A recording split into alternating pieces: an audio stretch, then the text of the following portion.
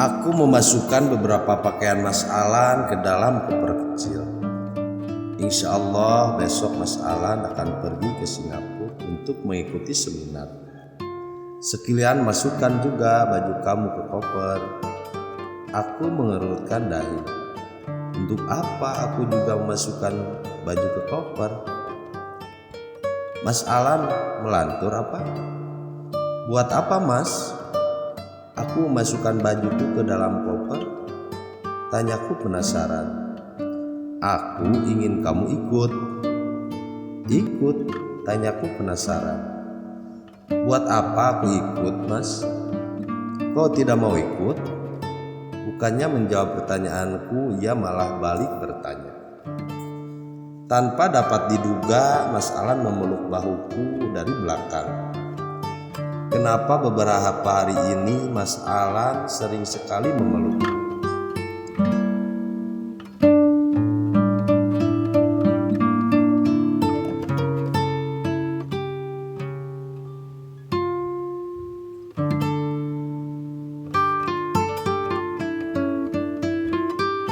Mas kan di sana mau ikut seminar, jadi buat apa aku ikut? Kita sekalian bulan madu di sana. Bulan madu? Apa aku tidak salah dengar? Mas Alan mengajak bulan madu. Bukannya dulu dia yang membatalkan bulan madu kami? Gimana? Kamu mau ikut ke Singapura gak? Kalau aku menolak boleh? Enggak Mas. Mas Alan menggeleng. Kamu tidak boleh menolak. Besok kamu harus ikut denganku, ucapnya tegas. Lantas untuk apa Mas bertanya kalau keputusan sudah Mas tentukan? Gerutuku. Kalau kamu tidak ikut, tiket yang sudah Mas beli buat kamu mubazir. Dulu kok tidak sayang hadiah yang telah Mas Haris berikan kita mubazir? Lagi-lagi aku teringat dengan tiket bulan madu ke Lombok yang hangus begitu saja karena telah kadaluarsa. Mas Alan menyebalkan. Padahal kan aku ingin sekali ke Lombok. Masih ingin ke Lombok?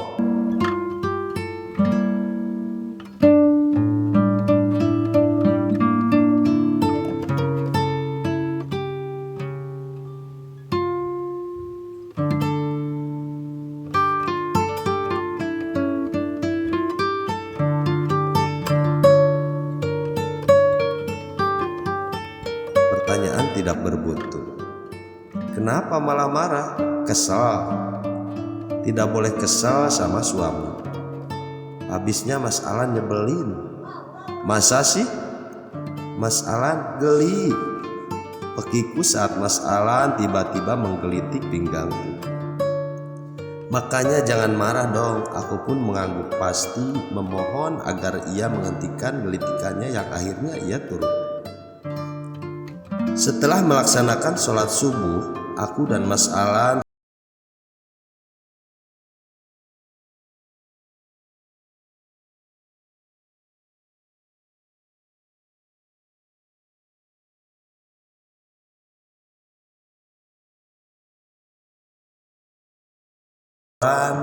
dan pedagang asongan sudah terlihat di pinggiran jalan.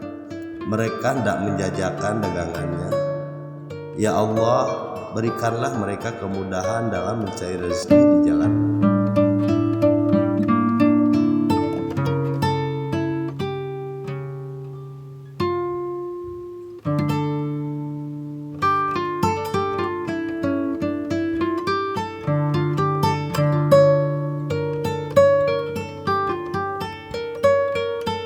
Dari mereka kita bisa bercermin betapa beruntungnya kita dibandingkan mereka. Pada saat kita masih bisa bergelung nyaman di balik selimut yang hangat, ketika matahari belum menampakkan sinarnya, mereka sudah harus pergi bekerja. Hatiku begitu miris saat melihat seorang ibu dengan pakaian lusuh menuntun anaknya yang masih begitu kecil. Si anak memegang sebuah gelas plastik. Sebenarnya pemandangan ini tidak aneh terlihat di kota-kota besar, apalagi Jakarta. Pemandangan seorang ibu yang dengan sengaja menyuruh putra-putri mereka untuk mengemis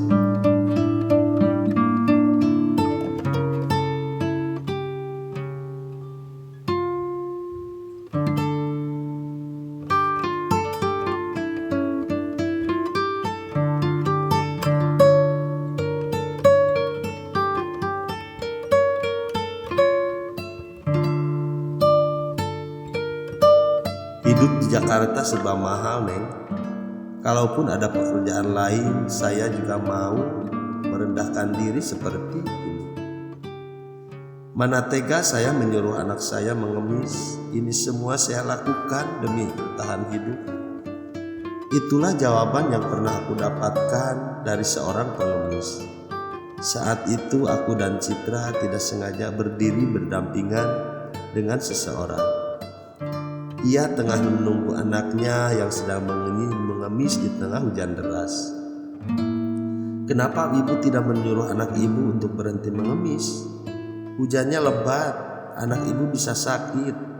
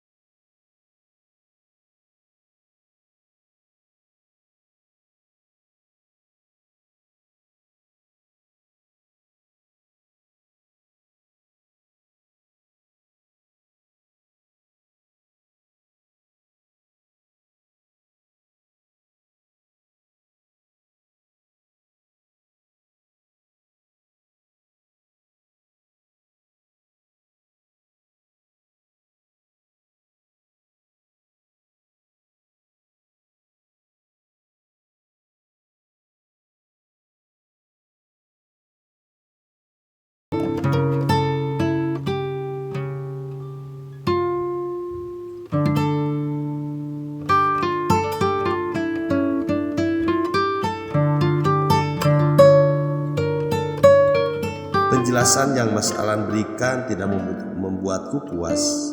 Aku masih bingung. Banyak pertanyaan yang kini berkelebat di pikiranku. Lantas, apa hukumnya kalau kita tidak mengetahui sebenarnya kebenaran pengemis tersebut? Sunnah, tapi janganlah berlindung pada kata tidak tahu. Mulai pandailah menilai seseorang, jangan tertipu dari apa yang mereka pakai. Lihatlah ibu itu, Mas Alan menunjukkan seorang ibu dengan pakaian yang terlihat begitu lusuh. Menurutmu dia layak tidak untuk diberi? Aku menatap ibu itu dengan teliti, aku menggeleng pertanda tidak tahu.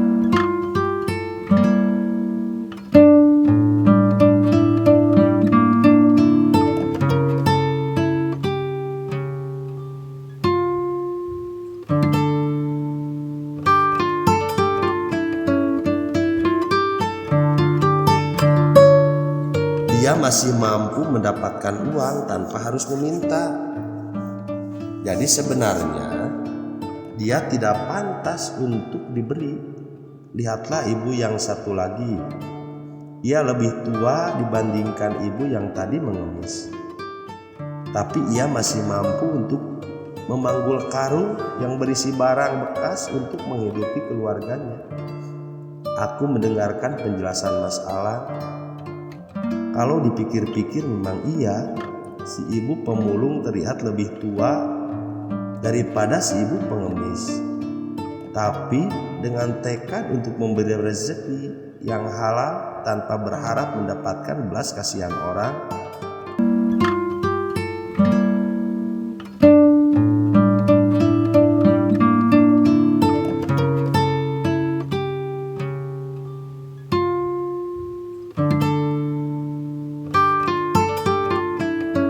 Si ibu pemulung itu mampu memanggul karung yang tentunya tidak ringan. Ia mampu memberi makan anak-anaknya tanpa harus menengadahkan tangan. Tangan di atas lebih baik dibandingkan tangan di bawah. Jadikanlah pepatah itu sebagai motivasi untuk diri kita. Jadilah seseorang yang lebih senang memberi daripada harus diberi.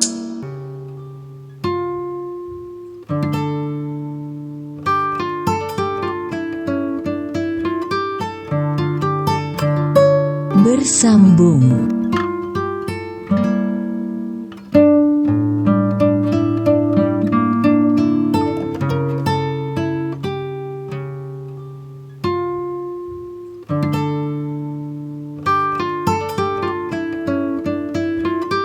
Uts.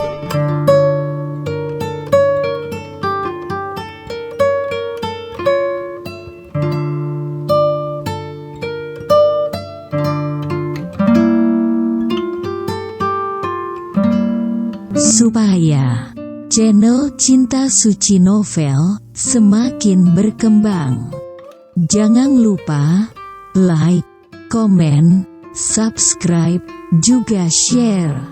Silahkan tunggu keseruan ceritanya di episode selanjutnya. Terima kasih.